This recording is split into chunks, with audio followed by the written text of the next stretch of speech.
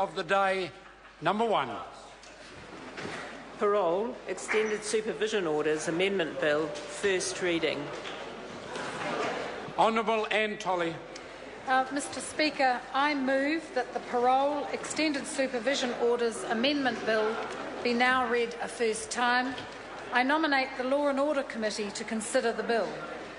Mr Speaker, this bill will increase the safety of the public by ensuring that offenders who pose a risk of serious sexual or violent offending are managed by the Department of Corrections.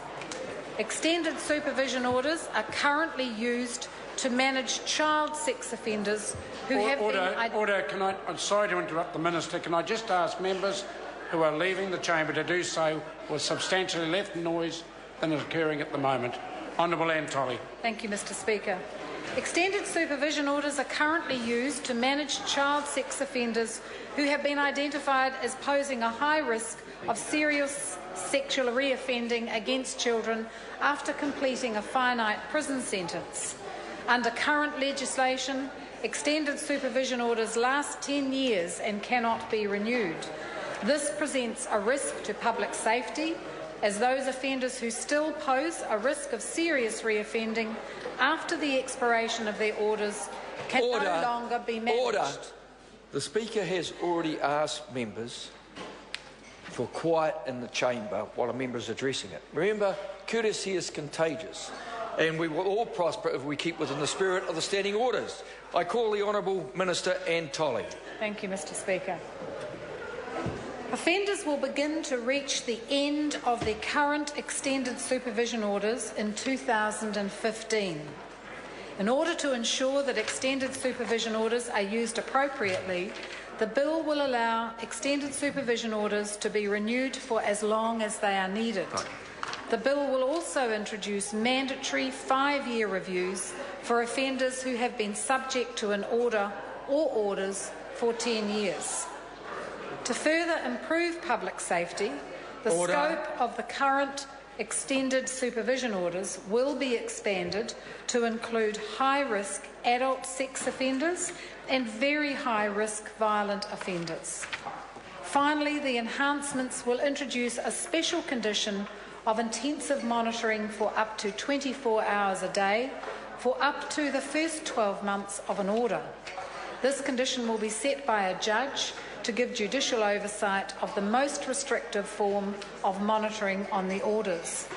I consider that the proposed amendments strike the right balance between protecting the public from serious sexual and violent harm and the rights of offenders subject to these orders by ensuring that they have as much autonomy as possible.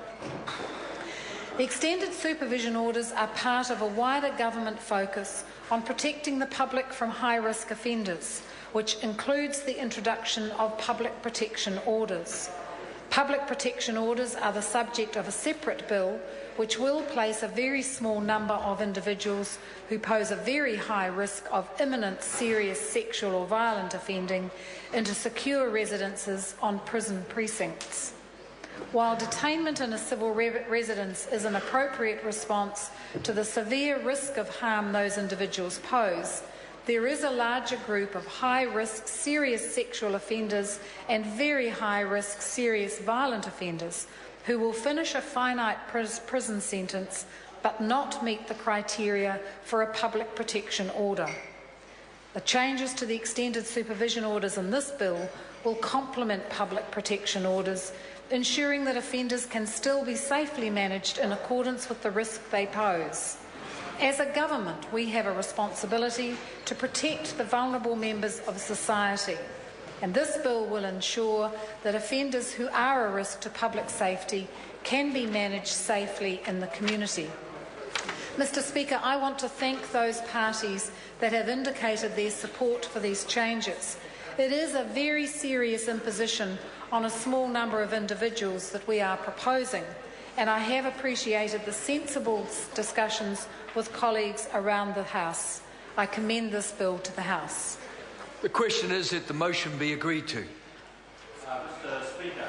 I call the Honourable Phil Goff. Mr Speaker, I'd like first to thank the Minister for making an early copy of the bill available to myself and Jacinda Ardern, and for taking the time to consult